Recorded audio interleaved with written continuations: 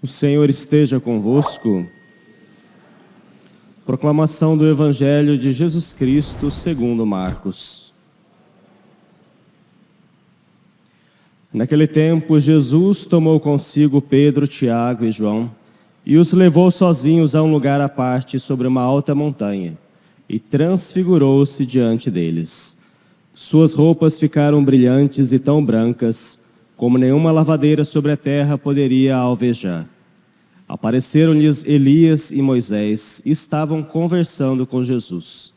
Então Pedro tomou a palavra e disse a Jesus: Mestre, é bom ficarmos aqui. Vamos fazer 3 tendas, uma para ti, outra para Moisés e outra para Elias. Pedro não sabia o que dizer, pois estavam todos com muito medo. Então desceu uma nuvem e os encobriu com sua sombra. E da nuvem saiu uma voz: Este é o meu filho amado, escutai o que ele diz. E de repente, olhando em volta, não viram mais ninguém, a não ser somente Jesus com eles. Ao descerem da montanha, Jesus ordenou que não contassem a ninguém o que tinham visto, até que o Filho do Homem tivesse ressuscitado dos mortos. Eles observaram esta ordem, mas comentavam entre si o que queria dizer ressuscitar dos mortos. Palavra da salvação.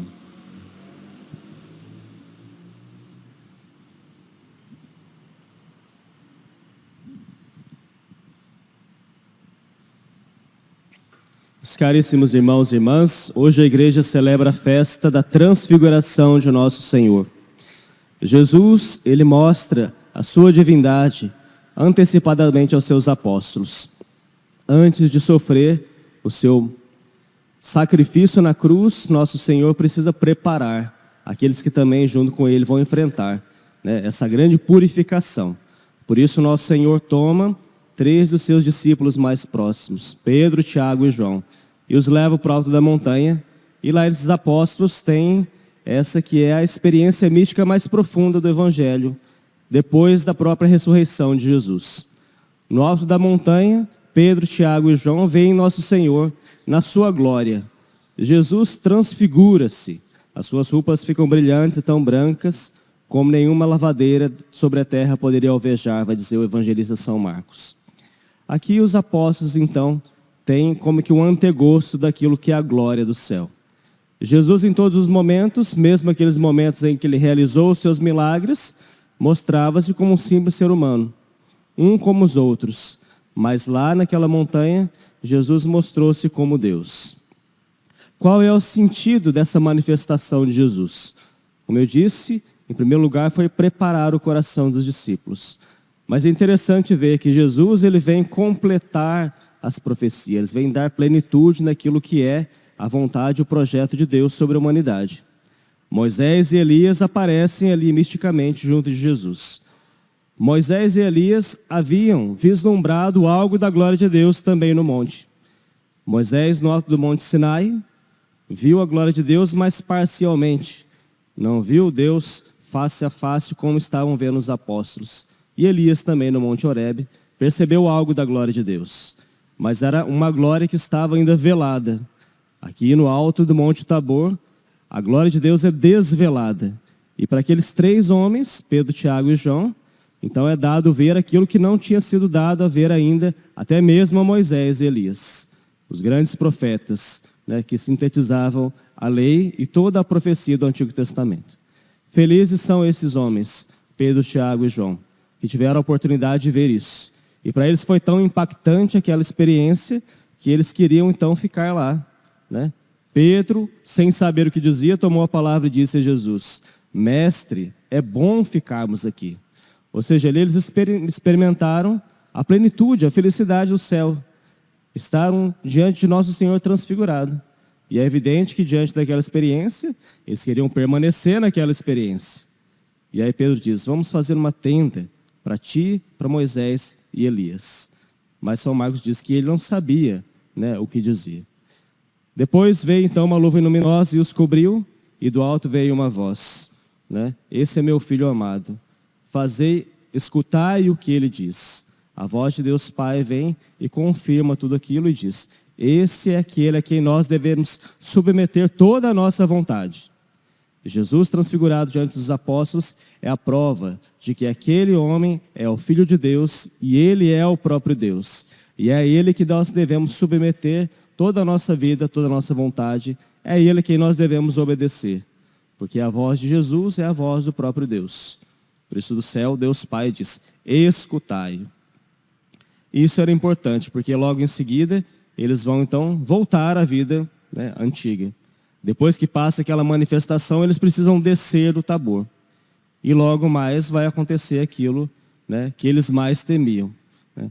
Jesus, né, antecipa aqui a sua glória para preparar os discípulos para enfrentarem o drama da paixão. São justamente esses 3 apóstolos, Pedro, Tiago e João, que estarão junto com o nosso Senhor lá no Horto das Oliveiras. E Jesus escolheu muito bem eles, porque eles precisavam daquela lembrança mística, daquela lembrança da experiência profunda da glória de Deus, para poderem suportar o que viria pela frente. E de fato, somente depois da paixão de nosso Senhor e da sua ressurreição, que as coisas ficam claras, né? Tanto é que aquela experiência marcou tanto o coração deles, que São Pedro, muitos anos depois, na sua carta, vai lembrar, né? E vai dizer, né, à comunidade a quem se dirigia aquela carta, nós ouvimos aqui na primeira leitura, que não foi ouvindo fábulas humanas e nem histórias humanas que fez com que eles acreditassem naquele testemunho, mas foi o Deus vivo que eles puderam tocar, puderam ver. São Paulo vai dizer: não foi seguindo fábulas habilmente inventadas que vos damos a conhecer o poder e a vinda de nosso Senhor, mas sim por termos sido testemunhas oculares da sua majestade. Nessa experiência profunda, São Pedro vai testemunhar depois, mostrando que aquele que nós anunciamos, ele é Deus verdadeiro. Não é fruto de fábulas, não são os deuses mitológicos, mas é o Deus verdadeiro que nós podemos ver com os nossos olhos. Mas para que ele pudesse testemunhar isso, foi necessário então, né, que eles passassem por esse drama da paixão. A paixão foi necessária para que Jesus então se manifestasse plenamente na ressurreição. Aquela manifestação no Tabor foi uma manifestação temporária, que marcou profundamente o coração dos discípulos, mas foi temporária. A manifestação de Jesus ressuscitado, ela é permanente. Jesus Cristo ressuscitado não morre mais, e Ele está na sua glória. Nós todos veremos a manifestação de nosso Senhor quando Ele voltar, mas desde já Ele já não morre mais, está na sua glória. E é isso que nós testemunhamos. Mas para podermos testemunhar esse Jesus ressuscitado, nós precisamos também compreender o mistério da cruz. Sem a cruz não é possível chegar à glória. O evangelista São Lucas, né, esse evangelho é narrado somente nos evangelhos sinóticos, São Mateus, São Marcos e São Lucas. O evangelho de São Lucas diz que o assunto que Jesus conversava com Moisés e Elias, lá no alto do Monte Tabor, era sobre a sua paixão. A paixão faz-se necessária para que possa-se entrar na glória, né? Nosso Senhor, como Deus, Ele antecipou. Mas aquilo que aconteceu com Jesus, na verdade, é algo que acontecerá com toda a humanidade. A transfiguração de Jesus é o anúncio daquilo que Deus deseja para todos aqueles que são redimidos, para todos os salvos. Ou seja, o anúncio daquilo que acontecerá conosco. Uma vez redimidos, quando nós estivermos na glória do paraíso, nós também seremos transfigurados. Essa nossa carne mortal, essa carne que padece na corrupção do mundo, não mais existirá.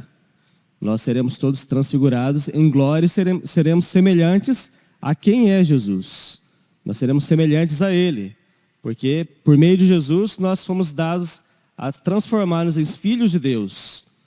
Nós somos filhos de Deus e para nós está reservado essa mesma glória.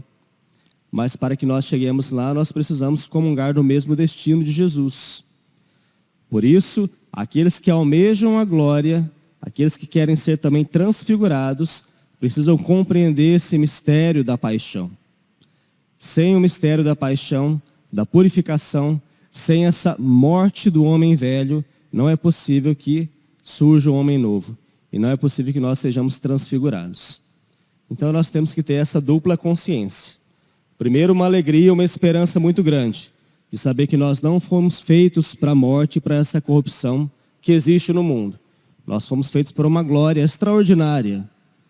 Uma glória semelhante àquela que Pedro, Tiago e João viram Jesus manifestar-lhe no Monte Tabor.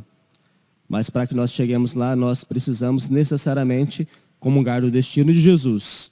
Nós precisamos também passar pela paixão. Todos nós. O sofrimento é algo necessário. É necessário por causa do pecado. Se não houvesse pecado no mundo, Deus não precisaria, nos purificar.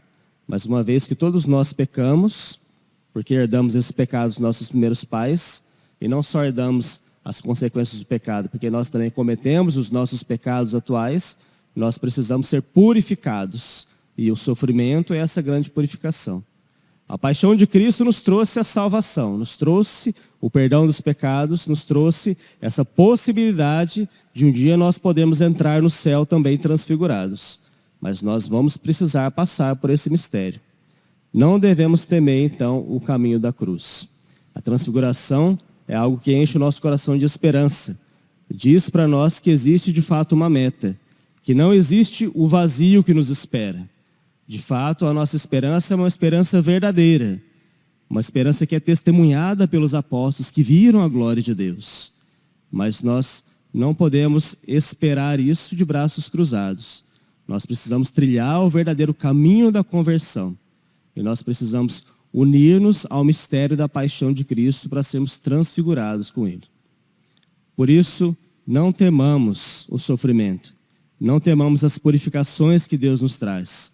Não temamos nos unir à paixão de Jesus, porque isso não tem um fim em si mesmo, mas nos conduz para a glória, nos conduz para a transfiguração, nos conduz para sermos aquilo que Deus deseja que nós sejamos, semelhantes ao seu Filho bem-amado. Façamos jus então ao nome de cristãos. Nós que somos cristãos, todos somos chamados a ser outros Cristos. Quanto mais aqui nessa terra nós buscarmos nos assemelhar a Cristo, quanto mais nós nos unirmos à paixão de Jesus, maior será a nossa glória. Mais semelhantes seremos a Ele na glória do céu. Mas se nós não desejarmos isso, não alcançaremos a glória. Precisamos então seguir firme o nosso caminho. Que Deus nos dê essa graça de realmente nos configurar a Ele, para que nós possamos um dia experimentar, não momentaneamente como experimentaram Pedro, Tiago e João no Tabor, mas que nós possamos experimentar para toda a eternidade essa maravilha, essa glória que é ser filhos de Deus, porque é isso que Deus reserva para nós. Louvado seja o nosso Senhor Jesus Cristo.